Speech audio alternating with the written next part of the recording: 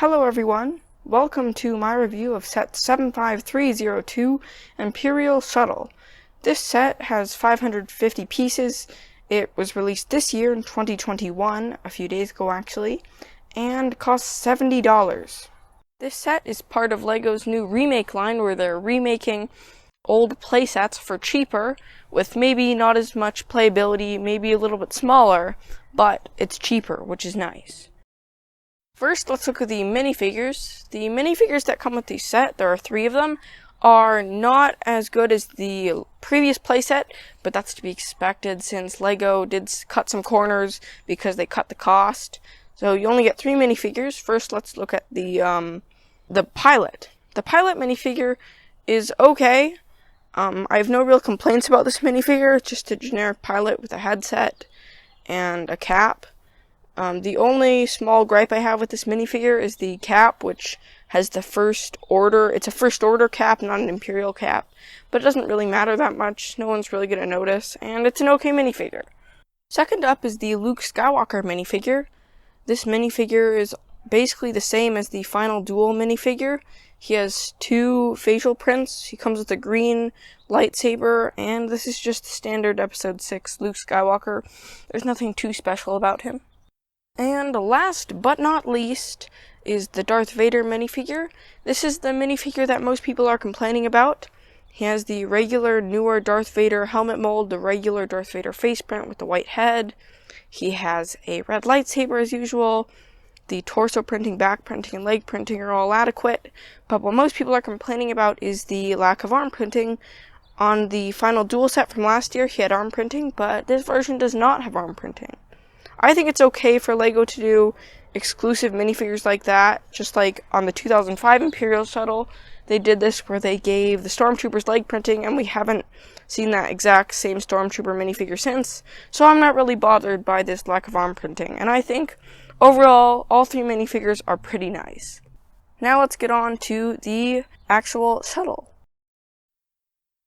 Here is the Imperial Shuttle itself. First thing you'll notice about it is that it looks really good for the price. For how much less it costed, it doesn't really sacrifice too much design integrity. It's still very strong, and you can still get that classic Imperial Shuttle look from this. So it still looks really good for the price. Now, after that, right now I want to look at the cost-cutting measures that LEGO took to make the set cost less. First is the cockpit. Here's a close-up view of the cockpit. As you can see, you can fit 1 minifigure inside. There is no control panel inside there. You can see that. And this is where the biggest cost-cutting measure was taken.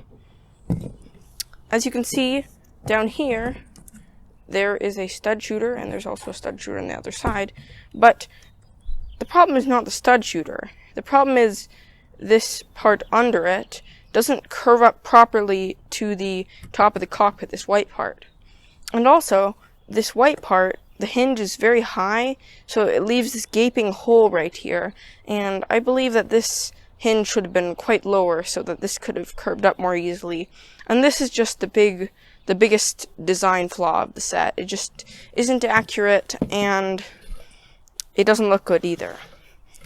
The stud shooters are okay. It's just they're not as integrated as well as the previous spring-loaded missiles were. Moving back from the cockpit, you can see there are 2 sets of cannons on either side. There's one set, there's another set. They look okay. These ones are just long lightsaber blade pieces in gray, so they don't look that good. They look a little bit bland. These cannons look a bit better to me. But overall, it looks fine.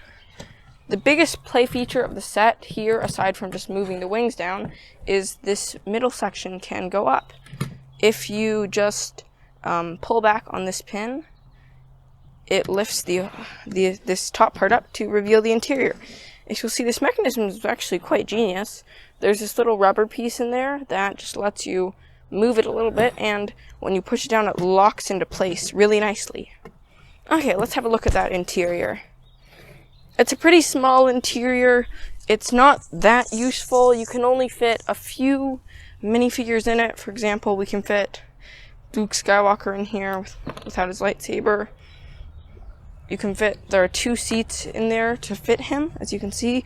You can fit Darth Vader back there, except that Darth Vader doesn't fit with his cape on, so that's a little bit disappointing. But the interior is okay for a ship of this size, but not as good as the previous one. Moving on to the back, let's zoom out a little bit there. On the back, there are these 2 cannons, which look okay. Just like the front, they're pretty bland. The cannons don't look as good as the previous model, but I believe that this back part does. The thruster area looks really good. That translucent blue just looks really good. And that's about it for this. I think the last thing I can show is just this ship in its best state. And here's the ship in its best state. It looks absolutely amazing. I think this is the one place where the cost cut didn't really affect it. It still looks amazing. Okay, for final thoughts. First, the minifigures. Are they a big draw to the set? Not really. They're nice for what they are, but there are not very many of them.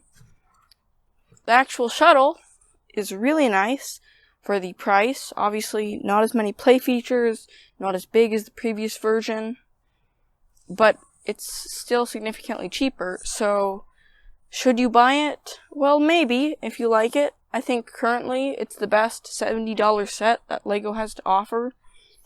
I think it's the best set LEGO has to offer right now, under $100, and I would buy it. Actually, I have bought it, and it's a really nice set.